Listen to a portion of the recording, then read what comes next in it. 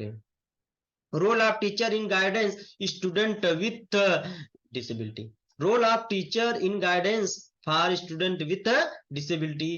तो हम देखते हैं कि भूमिका क्या होती है टीचर का, किसके, स्टूडेंट विथ डिसेबिलिटी के। तो एक विद्यार्थी के जीवन में शिक्षक की भूमिका अहम होती है। आप सभी लोग जानते हो कि एक एक जो है कि सामान्य बच्चों के लिए भी अगर कोई व्यक्ति है तो वो टीचर रोल मॉडल के रूप में काम करता है। तो एक दिव्यांग बालक की बात हो रही है तो उसके लिए तो रोल मॉडल ही है, रोल मॉडल की तरह काम करेगा। तो ये विद्यार्थी के जीवन में, विद्यार्थी के जीवन शिक्षक की अहम भूमिका होती है।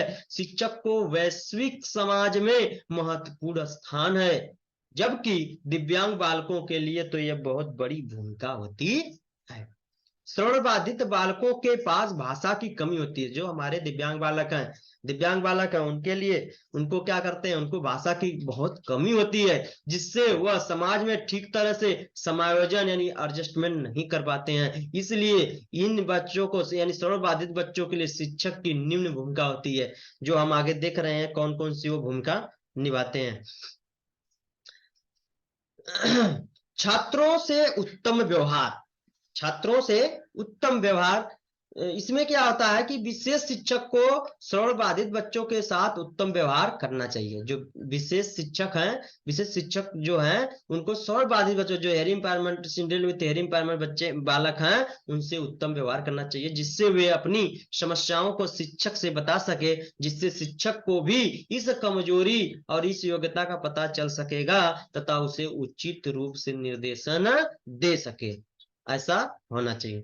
अभिभावकों से संपर्क, अभिभावकों से संपर्क में भी होना बहुत जरूरी है। ये भी भूमिका है कि श्रवण बाधित बच्चों के अभिभावकों के मन में यह सोच रहती है कि हमारा बेटा कुछ नहीं कर सकता, लेकिन ऐसा गलत है, क्योंकि लगातार शिक्षक के संपर्क में रहने पर वही बच्चा अपनी योग्यता के अनुसार बहुत कुछ सीख सकता, बहुत कुछ अचीव कर सकता है। छात्रों को मनोवैज्ञानिक परीक्षा, श्रवण बाधित बच्चों को भाषा की कमी होती है, जिससे वह कक्षा में भी व्यवहार ठीक नहीं कर पाते, इसलिए उनका मनोवैज्ञानिक परीक्षण भी शिक्षक के देख रेख में होना चाहिए। यानी साइकोलॉजिकल टेस्ट होना चाहिए कि उसकी एबिलिटी कितनी है, उसकी जो है कौन कौन क्षमता है, कौन सा क्षमता पे काम करने की जरूरत है। ये सारा कब पता चलेगा, जब हम उस पर मनोवैज्ञानिक टेस्ट करेंगे। व्यक्तिगत विभेद के आधार पर शिक्षा, जो व्यक्तिगत इंडिविजुअल डिफरेंट के आधार पर शिक्षा, शिक्षक को कक्षा के बारे में पता होता है कि कौन से छात्र में क्या मजबूती है, वह क्या कमजोरी है, तथा वह उसी बच्चे के अनुसार शिक्षा देता है और निर्देशन का भी कार्य करता है। अगला देते हैं समस्यात्मक, समस्यात्मक छात्रों पर विशेष अध्ययन। एक शिक्षक को सभी बच्चों के बारे में पता होता है तथा उसकी समस्या के बारे में पता होता है कि वह उस समस्या का निवारण करने के लिए उपयुक्त निर्देश दिया जाता है। व्यवसायिक सूचना प्रदान करना, श्रवण बाधित बच्चों के लिए व्यवसाय के अवसर कम होते हैं, लेकिन एक शिक्षक को जो बाधित के लिए व्यवसाय के अवसर हैं उनकी तरफ निर्देशित करना चाहिए, गाइडेंस करना चाहिए, जिससे वो अपना जीवन सही तरह व्यतीत कर सके। परिवार, समाज एवं विद्यालय में संबंध स्थापित करना, श्रवण बाधित बच्चे परिवार, समाज एवं विद्यालय से सामान्य बच्चों से पिछड़े हुए होते हैं, इसलिए शिक्षक को चाहिए कि परिवार, विद्यालय, समाज में संबंध बनाकर चलना चाहिए और उसके लिए निर्देश देना चाहिए कि जिससे बच्चा ठीक तरह से समाज व परिवार में रह सके।